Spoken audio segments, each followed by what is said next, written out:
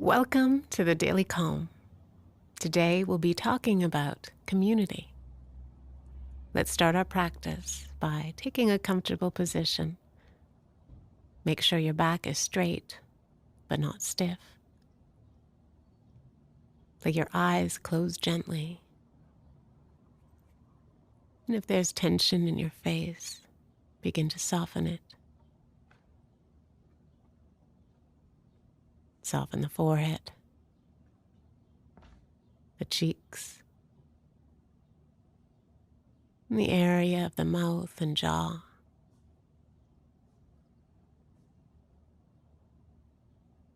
Feeling into the throat, the front and back of the throat. And let the shoulders relax down freely.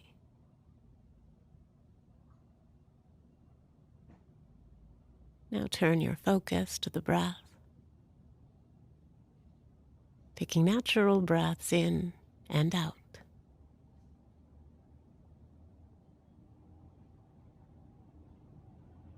Observing the rising and falling sensation of each breath.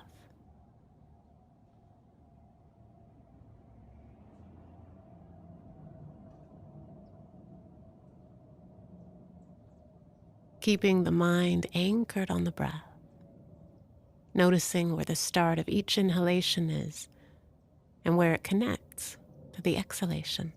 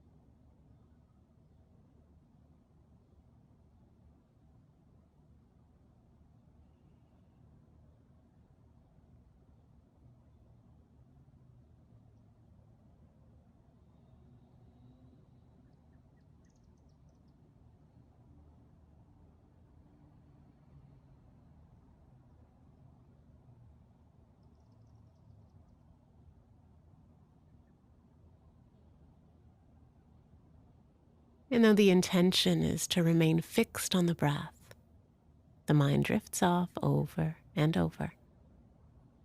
The mind will do what it does, so we simply pull it back. We can even say to ourselves silently, come on back, gently and repeatedly.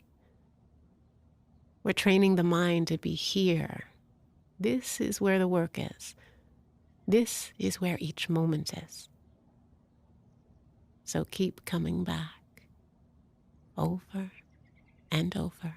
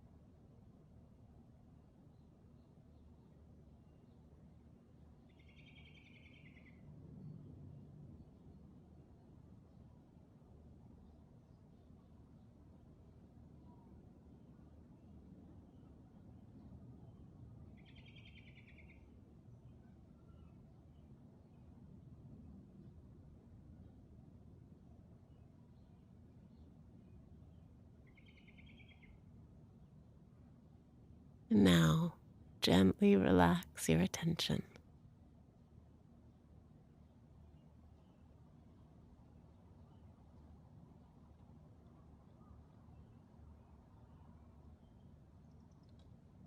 Today, I'd like to talk about community. Unlike baseball, soccer, or badminton, meditation is a solitary activity, and that solitude can be such a gift. We can practice on our own schedule, day or night. All we have to do is sit on our cushion or chair and close our eyes. But at the same time, there's tremendous power in connecting to others who are on a curious path just like us. One of my favorite Sanskrit words is Sangha, which means assembly or community.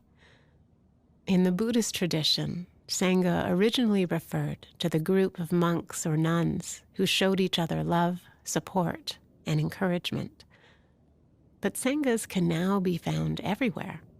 It's simply a community of practitioners who help each other along in an atmosphere of kindness and respect.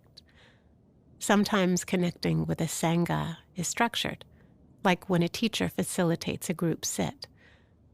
Other times it's informal, like when meditators sit together and the sheer presence of other human beings dedicating themselves to practice has a strengthening, uplifting result.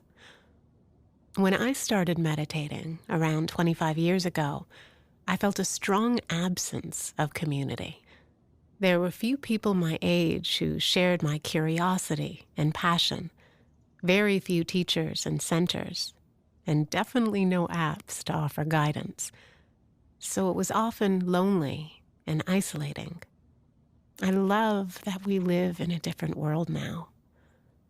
Sometime today, perhaps you can reflect on your community.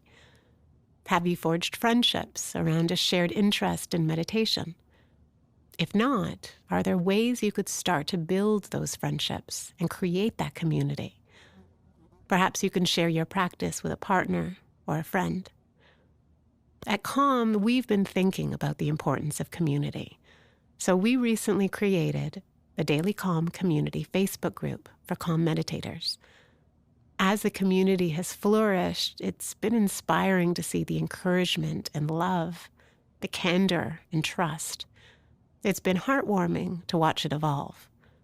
I invite you to join, and I hope you'll find a spark of inspiration through connecting with others. As Thich Nhat Hanh said, the Sangha is a community where there should be harmony and peace and understanding. That is something created by our daily life together.